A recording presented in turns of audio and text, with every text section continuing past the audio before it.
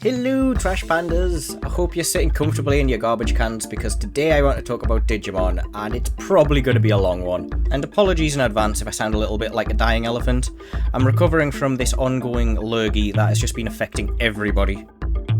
While it's sometimes overshadowed by a certain other monster-based franchise, Digimon has become huge over the years in its own right. It's got hordes of video games, TV shows, toys, and now it's got a full-blown fitness watch. And I'm so happy that it exploded the way it did, but honestly I never expected it to get where it is today. See, back thousands of years ago when I was a little mini raccoon, I remember seeing this article in a gaming magazine about this new Pokemon clone that was trying to usurp Game Freak's throne. And ever since then, the two have just been seemingly constantly compared to each other, as if you can only like one and not the other. And I never understood that logic. Beyond the similar names, there's absolutely nothing else linking the two. I mean, except that they both evolve and fight and have a human partner that raises them. Okay, fine, I admit it, they're pretty similar at surface level. But that doesn't mean that you have to choose one over the other. They both have their own unique niches, and they offer completely different things, and I adore them both. Where Pokemon is all about building your collection, Digimon has always asked the question, but what if Tamagotchis could kill each other? And that brings us to Digimon World. The game starts up and we see a couple of kids playing with their battle Tamagotchis, and this leads to a fantastic cutscene of Metal Mamemon and Metal Greymon beating the absolute crap out of each other. Okay, look, these graphics were fantastic back in the day. Our protagonist goes home and gets sucked into his own device in pretty typical Digimon fashion.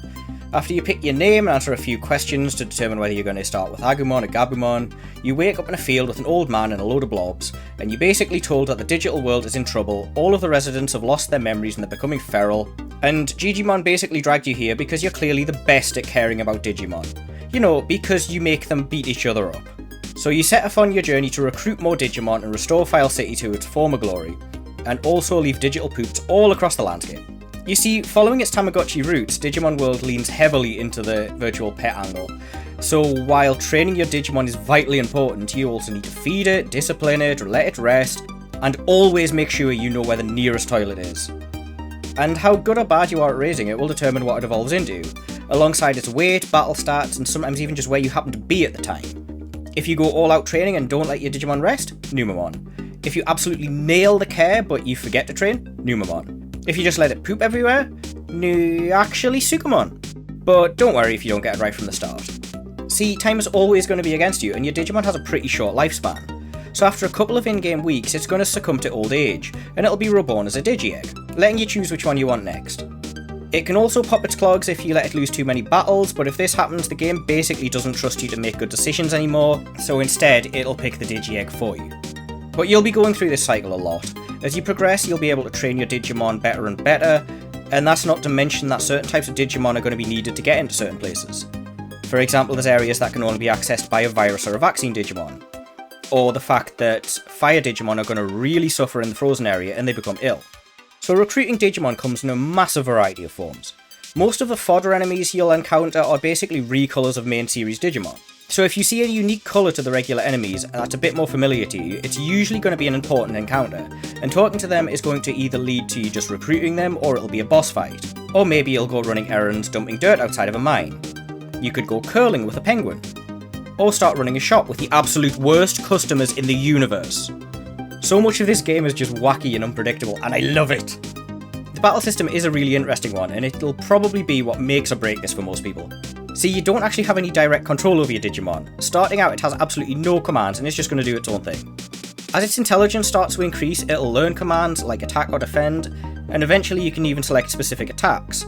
But even these are kind of more like suggestions, and more often than not, it's just going to ignore you while it just stands there tanking hits or running around in circles. There's also a finishing move that'll charge from the start of each fight, and while technically it freezes the battle once it begins, if there's a stray fireball it can still knock your Digimon out of it and you'll lose the charge. But that being said, it's a unique and fun little system that really makes you think completely differently about your battle tactics. You're just there for the support, your Digimon's the one really running the show. I actually feel like this is a more realistic version of how Pokemon battles would go. There's an absolutely huge variety of locations to explore, including a haunted mansion, a town made entirely of toys, the inside of a volcano, a land filled with dinosaurs where time is just weird, just to name a few. But most importantly, there's a literal giant pile of trash. Each location just has so much care put into it and it feels unique, with all the Digimon found there fitting in perfectly and really feeling like a part of the world. Honestly, as a kid, the virtual pet aspect was enough to keep me entertained, and I didn't even really focus on the actual story until I was in my 20s. But the game is absolutely huge for its age.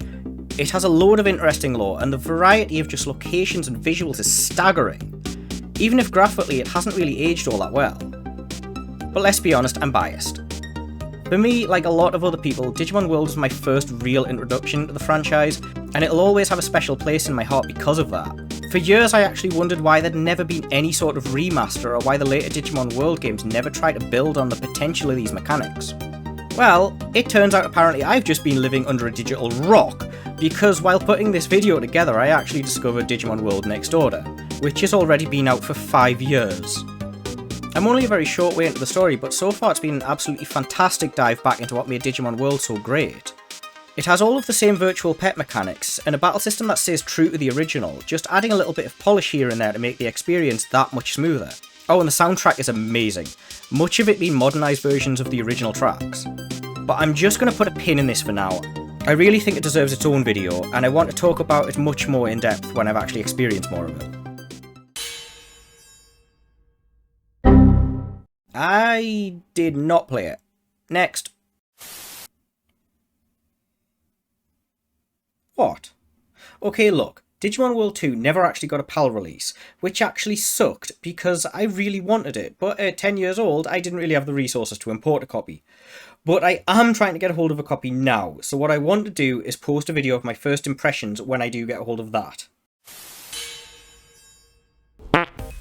So seeing as we never actually got the second game over here, the version of Digimon World 3 we got was actually Digimon World 2003. And almost as if to make up for the last game, it was actually the US that got the short straw this time. While the North American release is slightly shorter and it ends immediately after the final boss, we actually got the full original version with an entire post-game section that actually finishes off the initial plot thread of the game. I'm not exactly sure why this was. I mean, the PAL version was released slightly later, so maybe that left more time for localization? But the games are otherwise pretty much identical, so I'm covering both regardless. So remember how I defended Pokemon and Digimon being nothing alike at all? Well, yeah, forget about all of that for a minute. I can literally only describe Digimon World 3's story as Pokemon meets Sword Art Online. Bear with me here. We start out with our protagonist waiting for his two friends Misty and Brock, so they can try this new online full immersion game called Digimon Online. For some reason this requires you to go into an entire capsule instead of just having some sort of portable headset, but I suppose this was the early 2000s and internet speeds were complete garbage.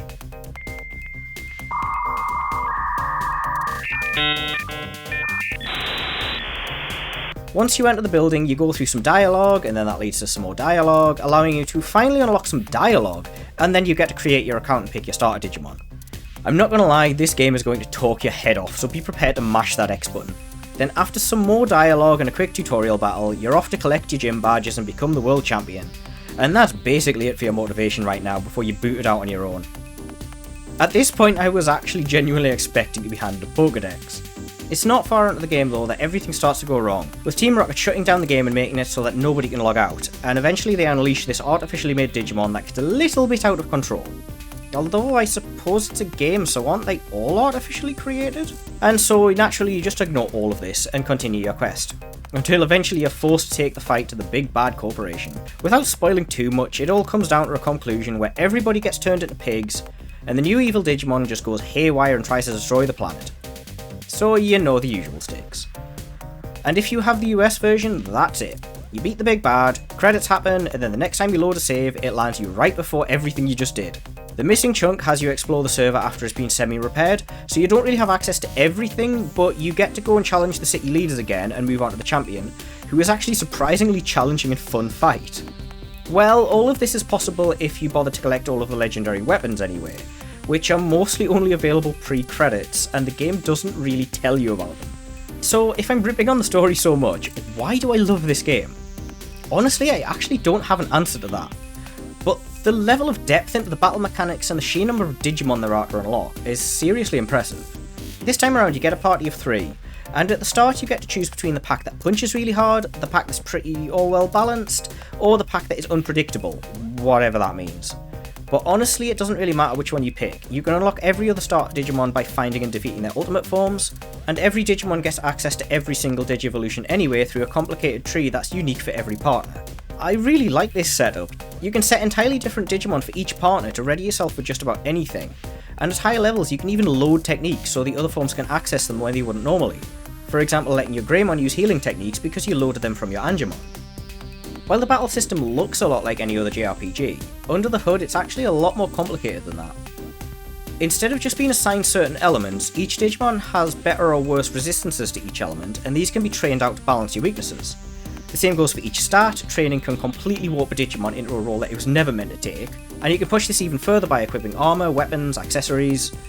On top of the elements, each Digimon is also assigned a category like bug, dinosaur or fish, and certain moves will actually take this into account as well. You have your standard Digivolutions, one of which you can assign for the start of every battle, but you can also take a turn to swap to another if needed. With the right combinations, you can also select another partner Digimon and launch a DNA Digivolve attack, letting you spend a bit of MP to swap out while also dealing pretty heavy damage. And then there's the blocking and double turn mechanics, which the game is seriously unfair about. Generally speaking, having a higher speed stat gives you a higher chance to land hits, block damage, and attack twice in a row. But the AI seems to have a much higher chance at pulling this off than the player, and I can only assume it's to balance out the terrible AI and make the game artificially more difficult. But more often than not, all it does is result in you having your most powerful attack blocked, to then get hit twice in a row after depleting all of your MP for absolutely no reason. And don't even get me started on the status effects. Oh, this game angers me so much. Why do I love it? The story is stretched out way further than it needs to be by just endless dialogue. You're constantly sent backwards and forwards on nonsensical fetch quests to advance the plot. The AI regularly cheats in battles. You're on an internal grind to gain Digivolutions and keep up with the difficulty curve, and for some reason it's just amazing. I really can't explain it. I guess nostalgia is just a really dangerous thing.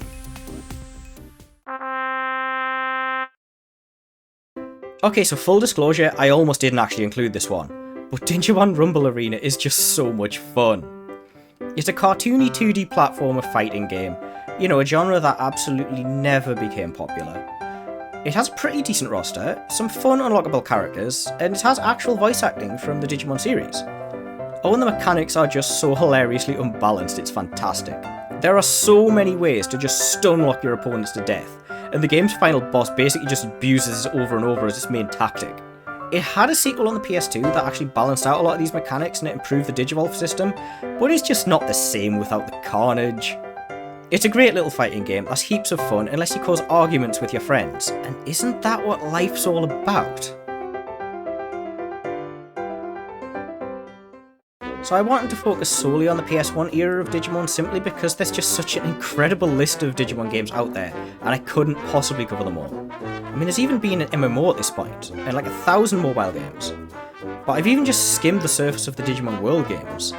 But I'm all for doing playthroughs of all of them, so please let me know in the comments if you'd be interested in that. So as usual, if you're enjoying these ramblings, I'm on all the social medias and I have my Discord. I've dropped the links down in the description below. But this has been a love letter to Digimon, and thanks for watching.